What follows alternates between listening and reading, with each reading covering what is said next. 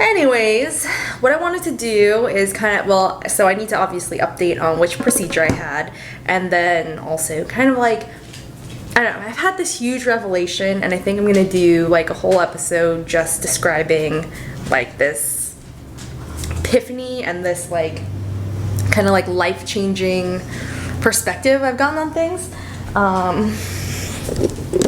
Hey girl. And there are a lot of components to it, and I wanted to break down like just everything I'm doing right now to recover. But there's a lot of things I need to talk about first. So I will talk about which procedure I had and kind of update on that. And then, hey, what you doing? Hey, what you doing, babe? And then update on some other things. My recovery. Okay.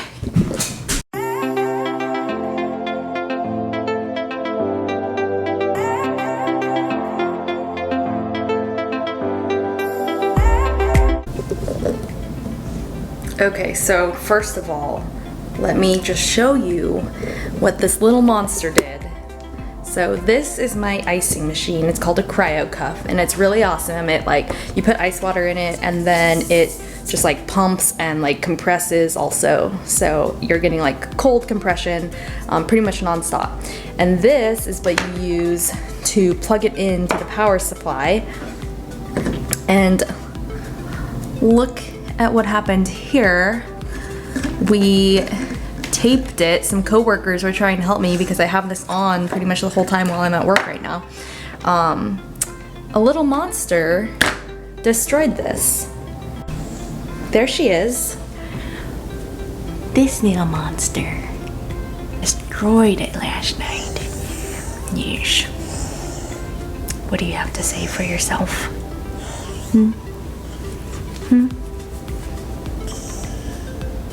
That's what I thought. But this is what her little teeth did to this. Alright, so last time we talked, I was going up for surgery.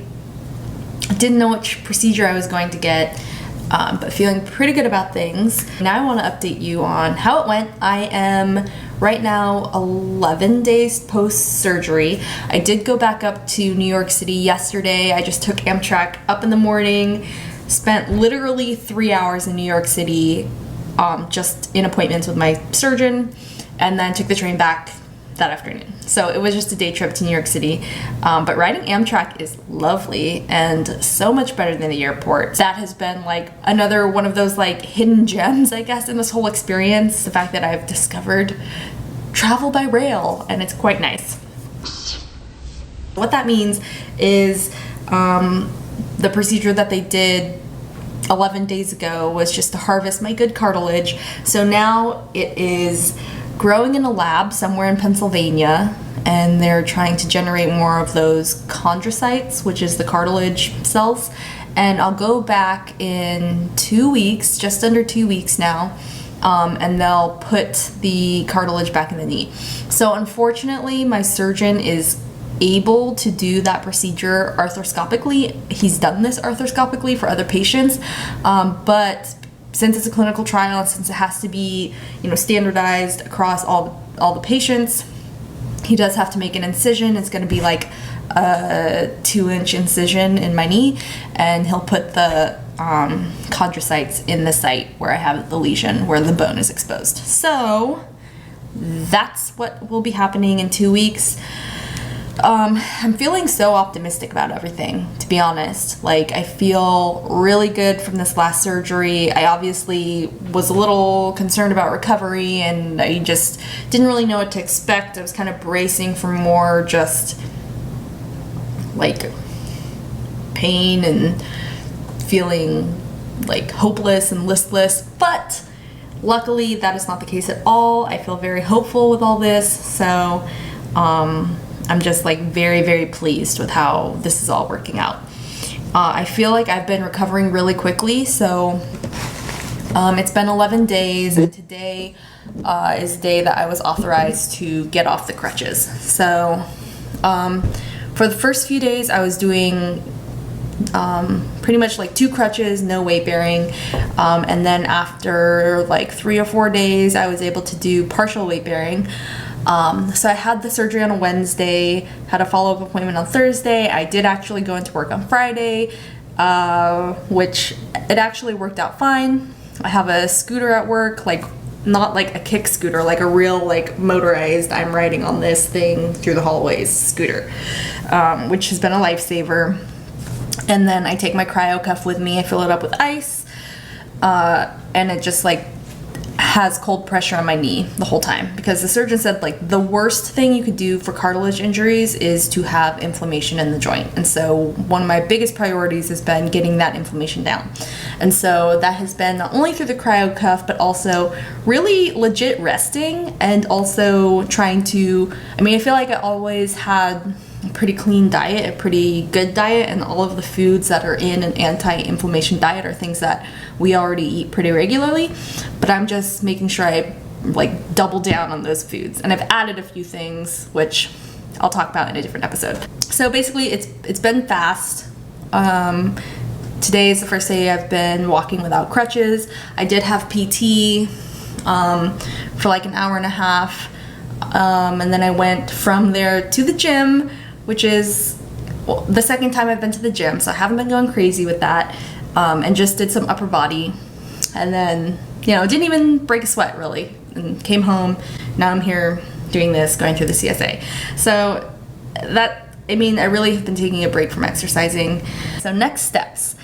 This is what I'm looking at for the next few weeks. So pretty much just continue to try to get inflammation down, inflammation, swelling, bruising, get that down, get the knee in as good of a spot as I can, because it is like pretty quick for them to go back in and do another surgery. The surgeon has said like, your knee is pretty pissed off right now, but because of the clinical trial, they have a very small window in which they can do this next step. So we're going forward with it. So at the end of July, I'll have the 3rd knee surgery that I've had in around 9 months. So that's pretty crazy. If you had told me 9 months ago that I would be having 3 knee surgeries before August, I would have just lost it.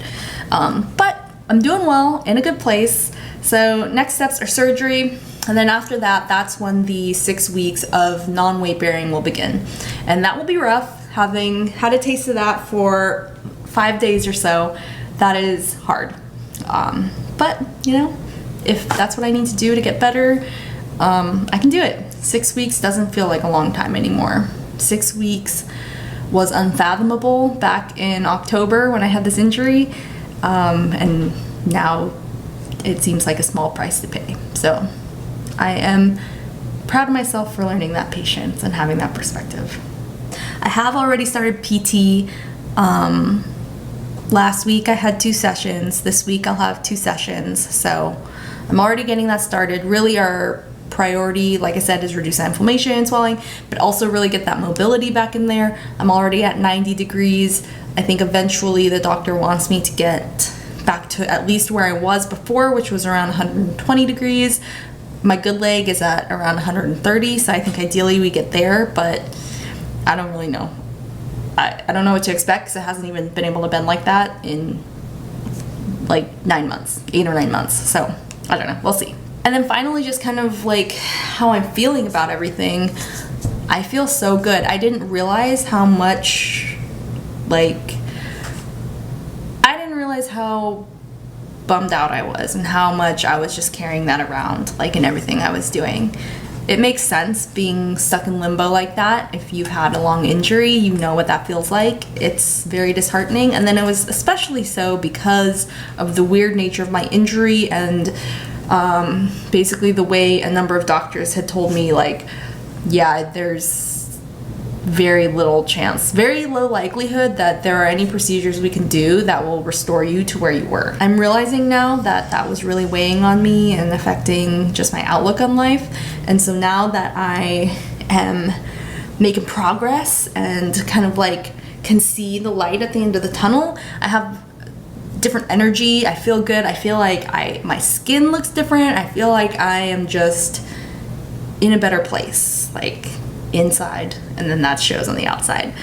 just as evidence of that, I was looking through some of the old footage I had for that video that I said I was gonna do about strength training, and it was just so depressing. I just looked so sad, like not in a brooding like I'm sad right now way, but it just was like, it just like showed in the way I was moving, the way I was talking, just my energy. So I actually deleted all that footage because I didn't like it. I didn't like just kind of having that timestamp of where I was at that point in this process. So that's gone, and I'm feeling good about things. Yeah, here's hoping everything else goes well. And that's the update for now. So I probably will do another video kind of just talking about some of the things that I've been focusing on, since I'm not doing my training and I'm not doing school right now. And they're really important components of recovery. So I'll go into that in a little more detail in another episode. But for now, that's all I got. So I'm really just thankful that this is happening, and I'm looking forward to continuing to track my progress through this.